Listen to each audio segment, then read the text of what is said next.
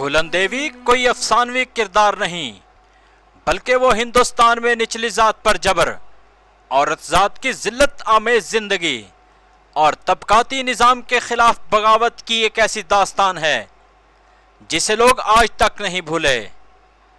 پھولن دیوی اتر پردیش میں 1963 میں ایک نچلی ذات کے گھر میں پیدا ہوئی، جہاں زندگی کے مسائل اور مصائب وہی تھے جو باقی گھروں میں تھے۔ غربت اور بے بسی کے ساتھ ذلت آمیز زندگی کا سامنا روز ہی کرنا پڑتا تھا۔ باپ نے اس کی شادی ایک گائے اور ایک بائیسیکل کے عوض 40 سالہ پتی لال سے کر دی، جس کی پہلے سے 2 بیویاں بھی تھیں۔ دن بھر سوتنیں تشدد کرتی اور رات کو شوہر غصہ نکالتا۔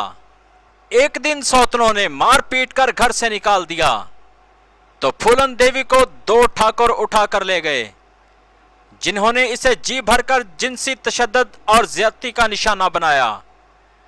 خوش نصیبی سے ایک دن کوٹھڑی کا تالا کھلا رہ گیا اور پھولن دیوی بھاگ کر چمبل کی گھاٹیوں میں روپوش ہو گئی، جہاں وہ بابا مستقیم کے ڈاکوؤں کے گروہ کا حصہ بن گئی، جن کی دہشت سے ٹھاکر بھی خوف کھاتے تھے۔ پھولن دیوی نے اپنے انٹرویو میں بتایا کہ ہمارے یوٹیوب چینل کو لائک، شیئر، سبسکرائب کرنا مت بھولیے گا تاکہ اچھی ویڈیوز بر وقت آپ تک پہنچ سکیں، اور ہاں، بیل آئیکن کو ضرور دبائیں۔ شکریہ۔ پھولن دیوی غریبوں کی مسیحا، امیروں وڈیروں کے لیے دہشت کی علامت۔ ان کے بارے میں مشہور تھا کہ وہ امیروں وڈیروں سے مال لوٹ کر غریبوں مجبوروں میں تقسیم کر دیتی تھیں۔ پھولن دیوی ہندوستان کی چمبل وادی کی مشہور ڈاکو اور سیاستدان اتر پردیش میں پیدا ہوئیں۔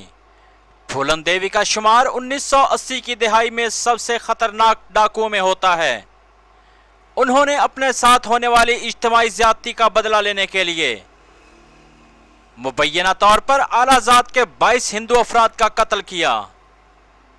پھولن دیوی نے 1983 میں اپنے آپ کو پولیس کے حوالے کر دیا اور 1994 تک وہ جیل میں رہیں۔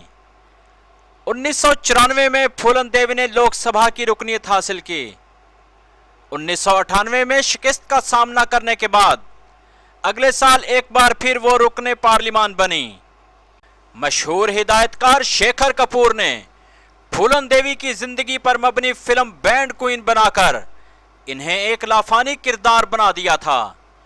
پھولن دیوی کو ان کی رہائش گاہ کے سامنے جب وہ اپنی گاڑی سے اتر رہی تھیں، 3 نقاب پوشوں نے گولی مار کر ہلاک کر دیا۔ پھولن دیوی اس وقت بھارتی پارلیمان کی رکن تھیں۔ شمشیر سنگھ رانا کو دہلی میں پھولن دیوی کے قتل کے کچھ ہی روز بعد گرفتار کر لیا گیا اور پولیس کے مطابق اس نے اقرار جرم بھی کر لیا۔ شمشیر سنگھ رانا کا کہنا تھا کہ اس نے پھولن دیوی کے ہاتھوں 1981 کے ویلنٹائن ڈے کے موقع پر اعلیٰ ذات کے 22 افراد کی ہلاکت کا بدلہ لیا ہے، جبکہ پھولن دیوی کا اس قتل عام کے متعلق کہنا تھا کہ انہوں نے اعلیٰ ذات کے ہندوؤں کے ہاتھوں اپنے ساتھ ہونے والی اجتماعی زیادتی کا بدلہ لیا، اور وہ بھارت کی سب سے زیادہ جانی جانے والی سیاستدان بن گئیں۔ وہ 48 سال کی تھیں جب ان کو جولائی 2001 میں ان کے گھر کے سامنے گولی مار کر ہلاک کر دیا گیا۔ روئے کی کتاب آؤٹ لا جون میں شائع ہوئی۔ روئے نے BBC کو بتایا، زندگی میں بہت سختیاں جھیلنے کے باوجود پھولن دیوی نہایت خوش مزاج خاتون تھیں۔ وہ ہمیشہ مسکراتی اور مذاق کرتی رہتی تھیں، اور میرے خیال میں ان کے ساتھ ناانصافی ہوئی تھی، اور جس کی وجہ سے ان کو 9 سال جیل کاٹنی پڑی۔ پھولن دیوی پر مشہور فلم بینڈ کوئین بنی تھی۔ روئے کا کہنا ہے کہ اس فلم میں دکھایا گیا ہے کہ وہ قتل و غارت میں ملوث تھیں، جبکہ پھولن دیوی نے اس سے ہمیشہ انکار کیا، اور اس فلم کے بعد بھی ان پر یہ الزامات ثابت نہیں ہوئے۔ ان کا ہمیشہ کہنا تھا کہ ان ہلاکتوں میں ان کا کوئی ہاتھ نہیں تھا، اور مجھے ان پر یقین ہے۔ ان کا مزید کہنا تھا کہ پھولن دیوی غریبوں کے لیے نرم گوشہ رکھتی تھیں۔ جب وہ جیل میں تھی تو وہ خوراک کو اپنے خاندان والوں کے لیے جیل سے باہر سمگل کرواتی، جو نہایت مفلسی کی زندگی بسر کر رہے تھے۔ جیل سے رہائی کے بعد انہوں نے سیاست کے میدان میں قدم رکھا۔ مجھے یاد ہے کہ وہ نوکر نہیں رکھتی تھیں اور فلیٹ کی خود صفائی کرتی تھیں۔ وہ ایسی شخصیت کی حامل تھی کہ جب وہ کمرے میں داخل ہوتی تھیں تو ان کے اطراف تمام لوگ متوجہ ہو جاتے تھے۔ واضح رہے کہ نچلی ذات سے تعلق رکھنے والی پھولن دیوی کو ایک دور میں پورا بھارت جاننے لگا جب 1981 میں انہوں نے اپنے ساتھ ہونے والی اجتماعی جنسی زیادتی کا بدلہ لینے کے لیے ویلنٹائن ڈے پر اونچی ذات کے 22 افراد کو مبینہ طور پر قتل کر دیا۔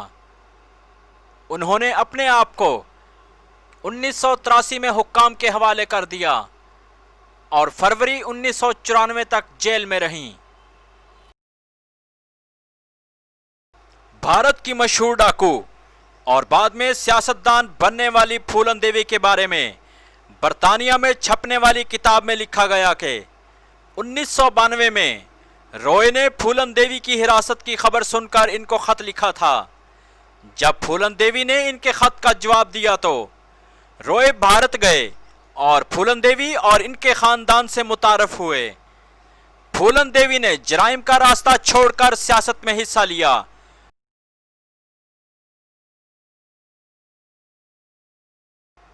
پھولن دیوی نے بھی بے شمار قتل کیے تھے، لیکن اس کے قتل پر بھارت میں سوگ کا سما تھا۔ وہ نچلی ذات والوں کے لیے دیوی سمان تھی۔ بھارت کے 50 کروڑ سے زائد مفلسی کی لکیر سے نیچے زندگی گزارنے والے نچلی ذات کے ہندوؤں اور اقلیت کے حقوق کی پامالی اور عزت نفس کے نام پر قتل عام کے خلاف آواز بلند کرنے والی رکن پارلیمنٹ پھولن دیوی کو موت کے گھاٹ اتار کر سامراج نے اپنے خلاف اٹھنے والی آواز کو ہمیشہ ہمیشہ کے لیے خاموش کر دیا، جس کا غم طبقاتی جنگ میں پسنے والے بھارتی ہمیشہ مناتے رہیں گے۔ پھولن دیوی پر بے شمار کتابیں لکھی گئیں، جن میں سب سے زیادہ مشہور مصنفہ مالا سین کی کتاب بینڈڈ کوئن ہے، جس کا 27 زبانوں میں ترجمہ ہوا، اور نامور فلم ساز شیکھر کپور نے اس پہ بینڈڈ کوئن کے نام سے ہی فلم بنائی۔ خود پھولن دیوی نے مائی لائف کے نام سے کتاب لکھوائی، جسے فرانسیسی مصنفہ نے بھارتی مترجم کی مدد سے تحریر کیا، جس کی 7 لاکھ کاپیاں دنیا بھر میں فروخت ہوئیں۔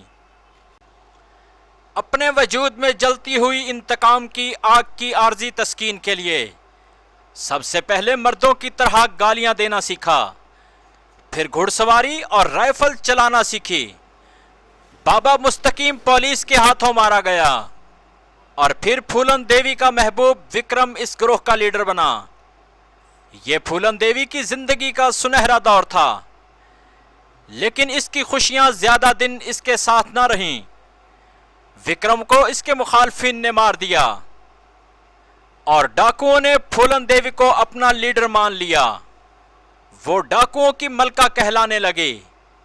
اس کے اندر کے نسوانی جذبات کی موت تو شاید اسی دن واقع ہو گئی تھی جب اس کا گینگ ریپ ہوا تھا، لیکن وکرم کی وجہ سے جو زندگی میں رانائی محسوس ہوئی تھی وہ بھی اس کی موت کے بعد ختم ہوئی، اور پھولن دیوی کی وحشت اس علاقے پر راج کرنے لگی۔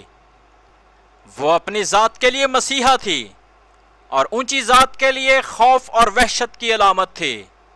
پھولن دیوی کا مزید کہنا تھا کہ وہ صرف غریبوں پر ظلم کرنے والوں کو لوٹتی تھی، جو غریبوں کی لڑکیاں اٹھا کر لے جاتے اور نیچی ذات والوں کو اچھوت سمجھتے تھے۔ اس کی جدوجہد سے متاثر ہو کر ایک امریکی مصنف نے اسے بھارت کی رابن ہوڈ بھی کہا تھا۔ پھولن دیوی نے پولیس اور سرکاری مشینری کو اس قدر زچ کیا کہ اندرا گاندھی نے حکام کو اختیار دیا کہ اگر پھولن دیوی کو گرفتار نہیں کر سکتے تو اس سے کوئی ڈیل ہی کر لو، جس پر پھولن دیوی نے خود کو 1983 میں اپنے آپ کو پولیس کے حوالے کر دیا۔